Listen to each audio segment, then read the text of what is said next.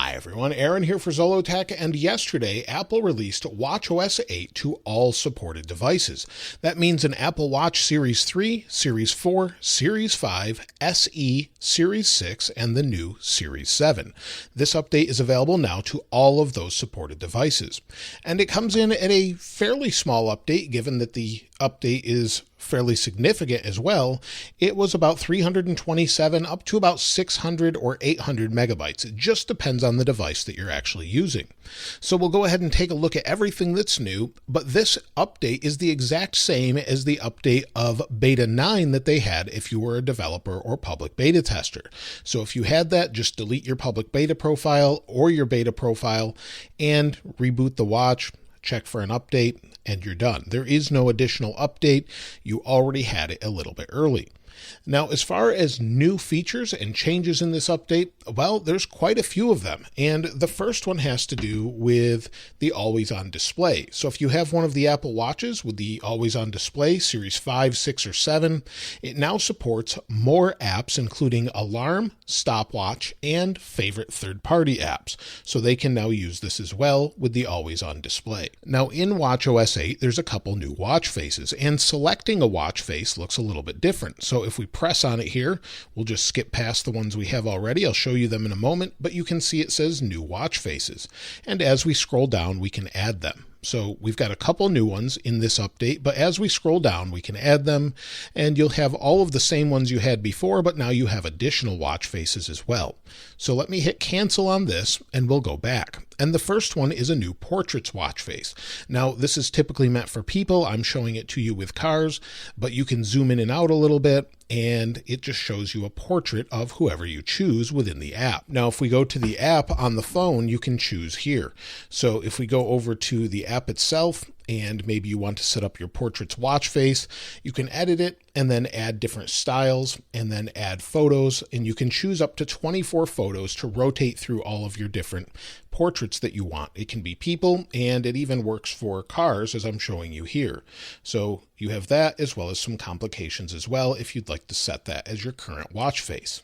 Now there's another one you've probably already seen, and that is the world time watch face. This has been updated, and if you press and hold, you can see it says world time, and if we go into edit, we can change it from analog to digital, and then also we can adjust the overall colors of the entire thing. So we have a lot of different colors to choose from, and a lot of colors that match the brand new watch bands they released with iPhone 13. They announced with that, with all of the new cases for the iPhone 13 as well. You can also use all of your typical complications here, as you can see around the outside edge.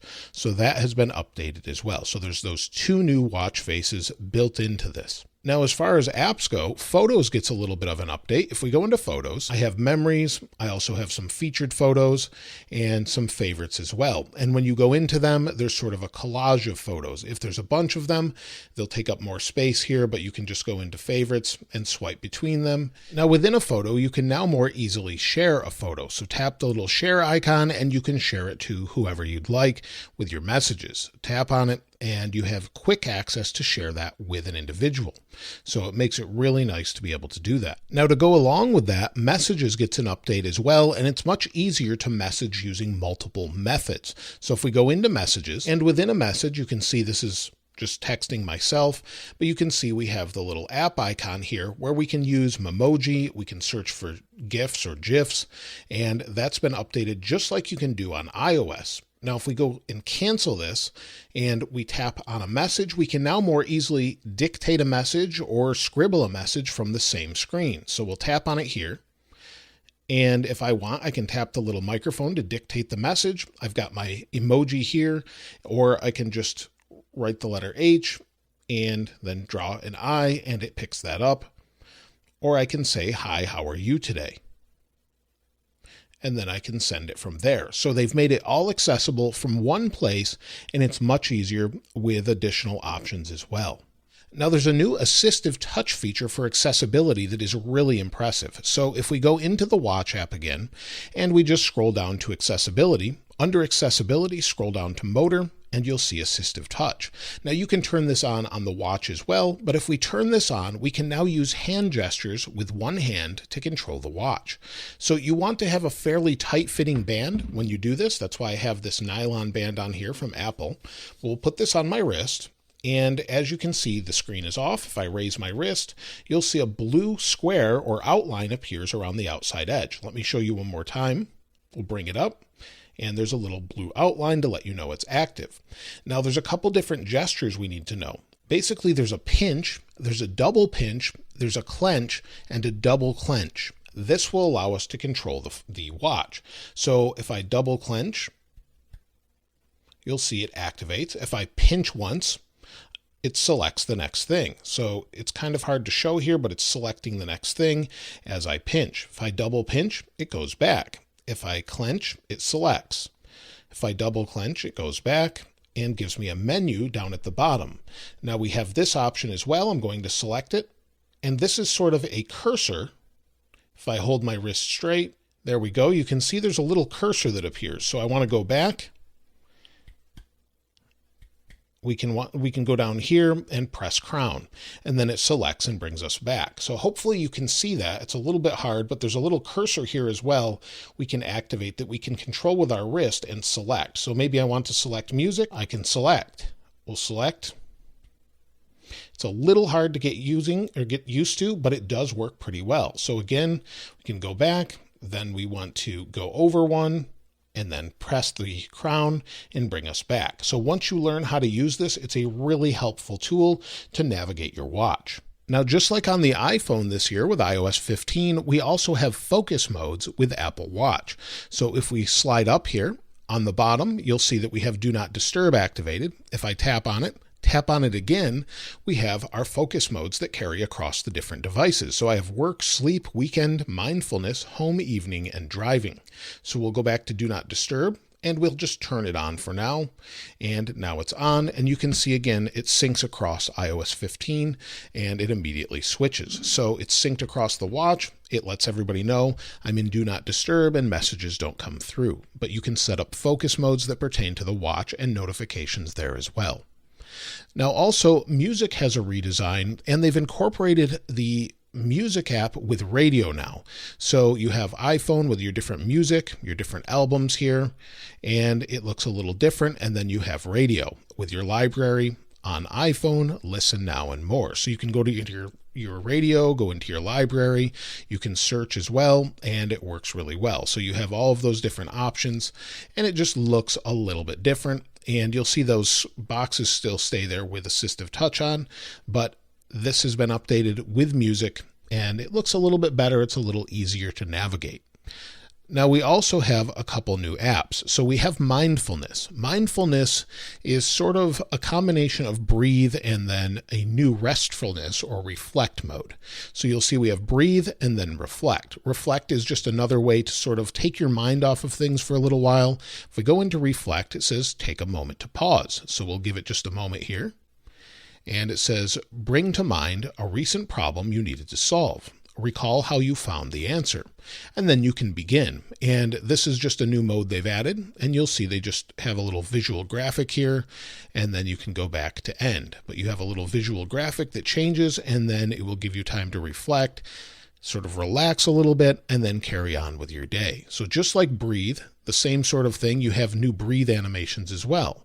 So they've changed the way this looks. So the Breathe animation has been updated, and it gives you an idea of what this is like if you use Breathe to sort of relax throughout the day, and it can remind you as well. So you get the idea of what it looks like. It's just sort of a blooming blue flower.